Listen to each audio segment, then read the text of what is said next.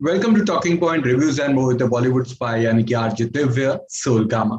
चलिए अब बात करते हैं परेश रावल, राजकुमार राव, कृति सनन, Ratna Pathak Shah star of film हम दो हमारे दो के बारे में। अगर हम ऋषिकेश मुखर्जी की कॉमिकल फिल्मों की बात करेंगे तो हमने अक्सर देखा है कि in films such as Golmaal, चुपके, नरम गरम एंड फ्यूमो किसी एक कैरेक्टर को नकली कैरेक्टर बना के दूसरे लोगों को उल्लू बनाया जाता है।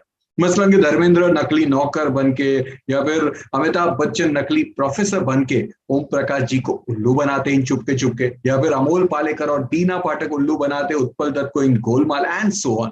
ऐसा ही कुछ हमने देखा था in some of David Dhawan films, Priyadarshan की फिल्मों में, followed by some more recent film such as Bol Bachchan, लुक्का छुपी या कि हाल ही में रिलीज फिल्म 14 फेरे। और बस इसी तरह की एक और फिल्म आई है जिसका नाम है हम दो हमारे दो। तो चलिए जानते हैं कि क्या ये फिल्म उन बाकी की फिल्मों की तरह मजेदार होगी या फिर सिर्फ अपने वन लाइनर आइडिया के अलावा इस फिल्म में कुछ और खास नहीं होगा।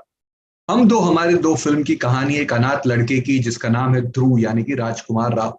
ध्रुव अपनी एक कंपनी स्टार्ट करता है और उसके जो इवेंट लॉन्च के दौरान उसकी मुलाकात होती है अन्या यानी कि कृति सनन से।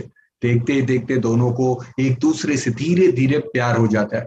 और इससे पहले कि बात आगे बढ़ती, ध्रुव को पता लगता है कि आन्या के जो पेरेंट्स है वो जिंदा नहीं है और वो अपने चाचा चाची के साथ रहती है और चाहती है कि जिससे भी उसकी शादी हो उसका एक पूरा हरा भरा परिवार रहे। अब इस बात के चक्कर में ध्रुव और उसका दोस्त शांति यानी कि अपार शक्ति खुराना दोनों मिलके नकली माँ बाप ढूंढने लग जाते हैं और बस उसके बाद जो होता है वही तो फिल्म की आगे की कहानी है। अब कहानी वाइज जैसे कि मैंने बताया, हमने इस तरह की कहानियां ऋषिकेश मुखर्जी की फिल्मों में काफी हद तक देखी है। हाल ही में रिलीज फिल्म 14 फेरे में भी काफी कुछ इसी तरह की कहानी थी, बट उसके बावजूद भी हम दो हमारे दो फिल्म की जो कहानी है वो अलग है और अपने आप में कुछ खास भी। The film starts with a romantic mode between Rajkummar Rao and Kriti Sanon और ये वाले जो पोर्शन है वो क्यूट है, इंजॉयबल है। दोनों की फर्स्ट मीट से लेकर बॉन्डिंग वाला जो पूरा ट्रैक है, followed by Kriti sharing a family details, इसके बाद राजकुमार राव फाइंडिंग पेरेंट्स वाला जो पूरा ट्रैक है वो काफी इंजॉयबल है, followed by all the scenes of Paresh Rawal and Ratna Pathak Shah. Still इस फर्स्ट हाफ में ये पेरेंट्स वाला ट्रैक उसके बावजूद भी थोड़ा सा खींचने लग जाता है और ह्यूमर जो है वो बहुत ही कम है इस first half of the film. Thankfully जैसे हम मिडिल पोर्शंस में आते हैं जहां पे फैमिली मीटिंग ईच अदर वाला ट्रैक, फॉलोड बाय कृति's फैमिली विजिटिंग राजकुमार राव वाला ट्रैक, ये सभी सीन्स मजेदार है।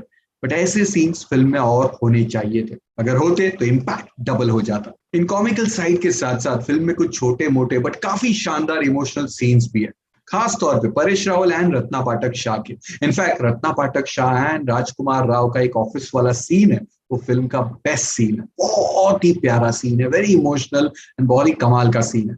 अगेन ऐसे सीन्स और होने चाहिए थे, specially in the climax. As इतना कुछ होने के बाद क्लाइमैक्स वाज वेरी हरिड, सब कुछ अचानक से एक ही सीन में खत्म हो जाता है। काफी कुछ होना चाहिए था यहाँ पर लेकिन नहीं होता।